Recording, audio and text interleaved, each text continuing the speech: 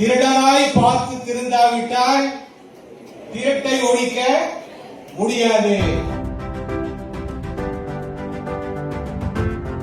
எம்ஜிஆர் திரைப்படங்களிலே குடித்ததாக இல்லை நேரடியாக குடித்ததாகவோ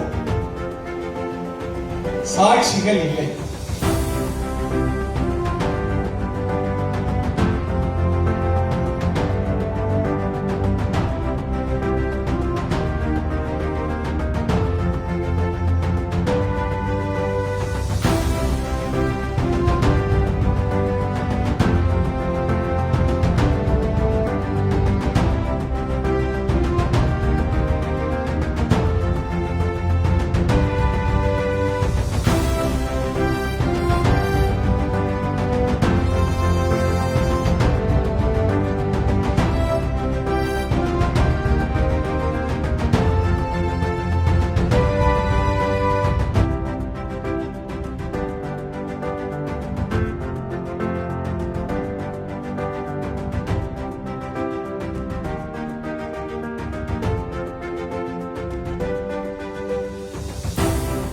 திருடனாய் பார்த்து திருந்தாவிட்டால் திருட்டை ஒழிக்க முடியாது.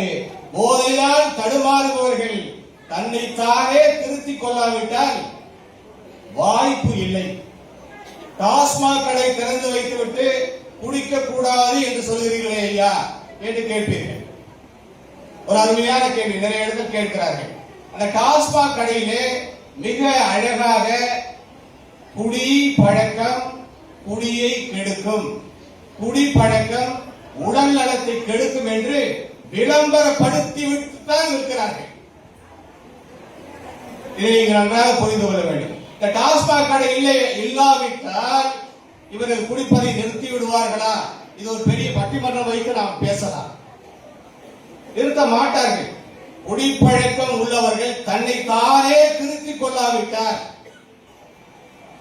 அவர் எங்காவது காட்டுல ஏதோ காட்டுக்குள்ள நாங்கெல்லாம் பார்த்திருக்கோம். சப் இன்ஸ்பெக்டராக, இன்ஸ்பெக்டராக, டிஎஸ்பியாக நான் பல மாவட்டங்களில் தூத்துக்குடி, ராமநாதபுரம், கோயம்புத்தூர், சென்னை உள்ளிட்ட பல மாவட்டங்களில் நான் பணி செய்திருக்கிறேன். இதை போதை பொருள் சம்பந்தமாக நாங்கள் பார்த்திருக்கிறோம். அந்த போதை பொருள் ஆசாமிகள் எங்கு இருக்கிறது என்று மோப்ப எங்கிருக்கிற போலீஸ் நாய்களை விட மிக மோப்ப சக்தியுடன் அங்கே சென்று அதை வாங்குவதை நிறுத்துவது இல்லை. இதில் அந்த செல்போன் என்று சொல்லப்படுகிற ஒரு டெக்னாலஜி அதுதான் இப்பொழுது குழந்தைகளினுடைய மனநிலையை முழுதுமாக ஆக்கிரமித்துக் கொண்டிருக்கிறது என்று நான் சொல்லுவேன். எம்ஜிஆர் திரைப்படங்களிலே குடித்ததாக இல்லை நேரடியாக குடித்ததாகவோ சாட்சிகள் இல்லை. திரு எம்.ஜி. ராமச்சந்திரன் அவர்கள் மிக சிறந்த இளைஞர்களுக்கான ஒரு முன்னோடியாக திகழ்ந்தார். அவர் இன்று இல்லை. அவரை நான் நினைத்து அவரை எனக்கெல்லாம் அவருடைய பாடல்கள் என்னை வளர்த்தன என்று நான் இங்கே பெருமையோடு சொல்லிக் கொள்கிறேன். அற்புதமான பாடல்கள் அவருக்காகவே எழுதினார்கள். பட்டுக்கோட்டை கல்யாண சுந்தரமும் கவியரசு கண்ணதாசனும் புலமை பித்தனும் காமராசன் உள்ளிட்டோரும் எம்ஜிஆருக்காக எழுதினார்கள். அந்த மாதிரியான பாடல்களை எல்லாம் கேளுங்கள்.